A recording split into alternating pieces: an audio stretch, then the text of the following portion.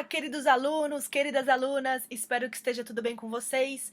Promari na área, bem-vindos a mais uma aula de artes e teatro.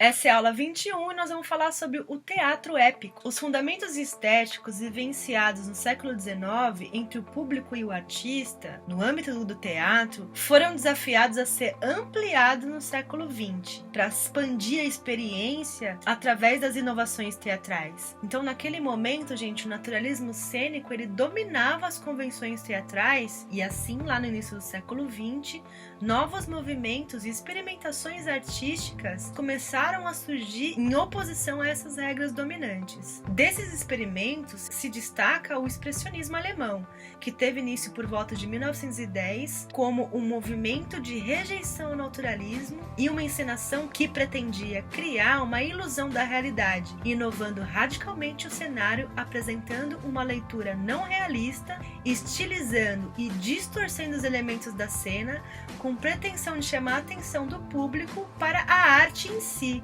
e não para a imitação da vida, exibindo ainda temáticas sociais, mostrando o homem em luta contra a mecanização e desumanização da sociedade industrial. Com a ascensão do nazismo, na década de 20, muitos artistas estavam preocupados em trabalhar temas coletivos, dessa forma reforçando a abordagem antinaturalista. E nesse contexto surge o teatro épico, um teatro didático que procura um distanciamento entre personagem e espectador para que este seja capaz de refletir e aprender a lição social proposta. O pioneiro dessa estética foi o Erwin Piscator, um dramaturgo, diretor e produtor teatral alemão que começou seu trabalho no Teatro Experimental de Berlim. A sua dramaturgia de contraste conduziu a um acentuado efeito político satírico e inspirador do teatro documentário, uma forma teatral em que a característica principal é o uso de documentos, fatos e memórias como fontes primárias para a elaboração de um espetáculo cênico. E ele também deu origem às ideias do teatro épico. O teatro épico, gente, ele procura fazer com que, através de suas apresentações,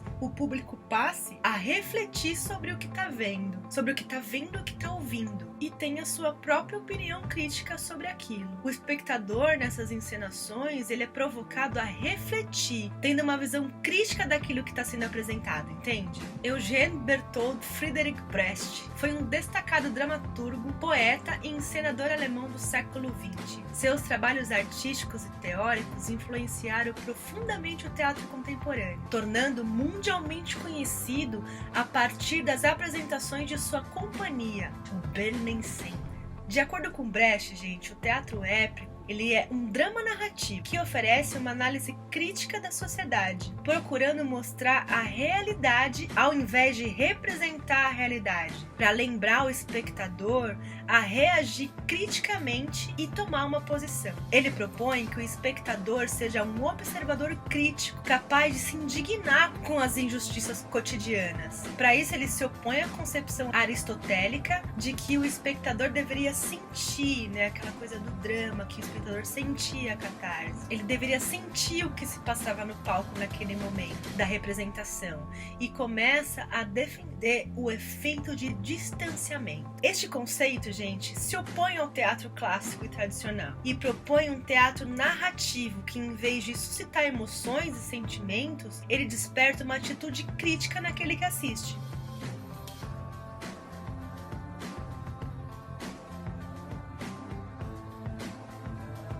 Não é simples falar sobre o conceito de Brecht, gente, porque apesar dele ter escrito ao longo de 30 anos diversos ensaios e comentários sobre este tema, ele era um pensador, ele fazia as coisas na prática e ele tinha a característica de sempre recriar suas peças ou seus experimentos sociológicos, como ele preferia chamar. E o intuito era de aperfeiçoá-las, pois era através delas que toda a sua teoria crítica e pensamento seriam expostos. Então ele remontava e remontava com diversos atores diferentes. Além de dramaturgo e diretor, Bertolt Brecht foi responsável por aprofundar o método de interpretação do teatro épico, uma das grandes teorias de interpretação mais importantes do século XX. Brecht propõe, gente, esse distanciamento entre o autor e o personagem e entre o espectador e a história narrada, para que de uma forma mais real e autêntica ele possa fazer juízo de valor sobre o que está sendo representado. Então o ator, de uma forma consciente,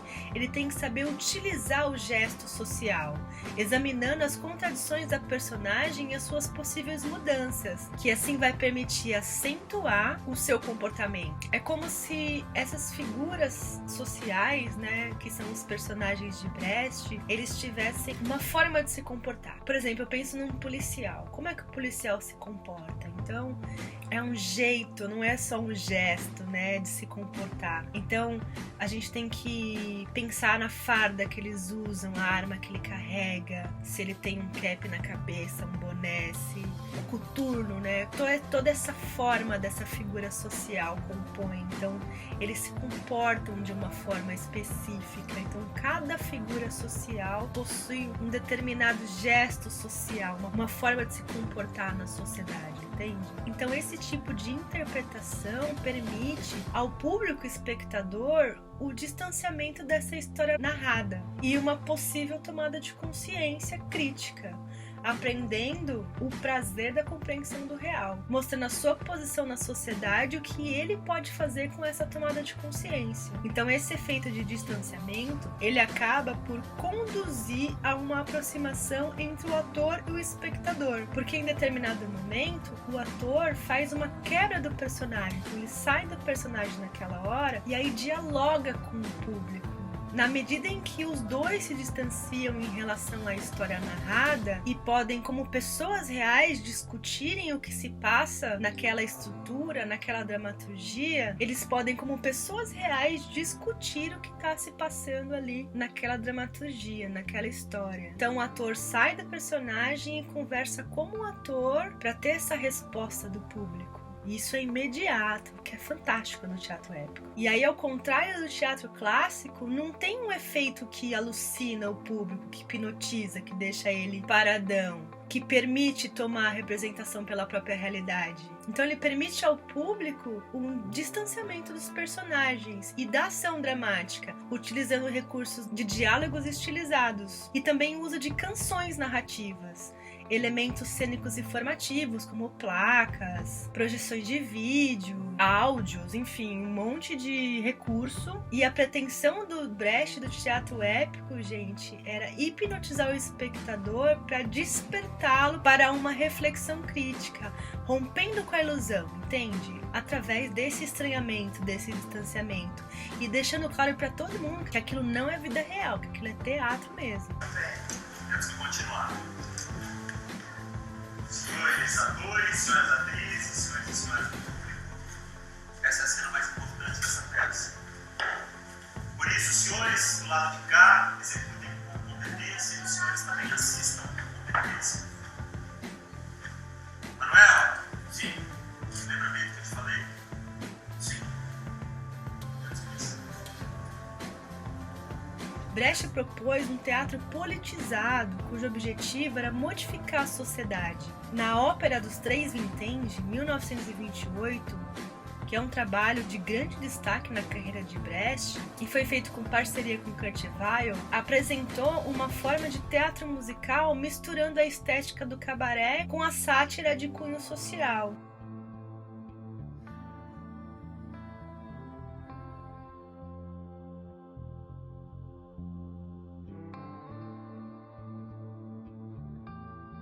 Ele tinha em suas obras uma preocupação de formar o público, evidenciada, porque ele teve contato com as teorias do Karl Marx e por meio de toda essa teoria, ele tinha convicção de que o teatro ele tinha uma função social a ser cumprida. Então ele próprio aplica o termo peças de aprendizagem, né, peças didáticas, porque elas eram escritas para participar de festivais, para ter o maior público possível. E os festivais, eles eram propícios para a experimentação, pois quando eles foram criados, eles estavam preocupados em tornar a música popular acessível, não só a música erudita. E era voltado para músicos amadores, cantores de coral, corais de operários, estudantes e sindicalistas. Então era um espaço para essas pessoas se apresentarem. A proposta de simplificar as formas e as letras a serem cantadas, além da abertura a outras classes sociais, coincidia com aquilo que Brecht buscava para a própria arte. Então a conciliação entre a experiência estética, o pensamento a respeito do mundo, o trabalho coletivo e a intervenção na sociedade. Para ele, as peças didáticas elas deveriam ser realizadas por trabalhadores, operários e não por atores. Porque desse modo, enquanto elas entravam em contato com o texto, eles poderiam utilizar o senso crítico também para dar a sua opinião sobre a obra. Então, o Bertolt Brecht, gente, ele cultivou uma nova forma de se construir e de se definir o teatro, consolidada pelos temas e pelos lemas de fazer história, na consagração de novos heróis da sociedade. Mais do que perpetuar epopeias, ele dedicou-se a desenrolar narrativas que, emparelhadas e sincronizadas com a realidade, causavam uma reflexão. Contudo, as lutas e as trajetórias das suas peças sempre avistaram o seu discurso claro sobre as suas ambições socialistas, do teatro para o ato de conceder e de entender os desafios da humanidade em liberdade. Então é isso, gente. É complexo mesmo toda essa teoria de Brecht, porque o negócio dele, assim como o meu, é a prática. Então é uma coisa que a gente vai experimentar bastante. Já estava no planejamento que a gente teria essa experimentação. E é uma coisa que a gente vai fazer muito quando a gente retornar, tá bom? Então não esqueçam a atividade no Maestro. Ela vale presença. Tenha uma boa semana. Um beijo e até a semana que vem. Tchau!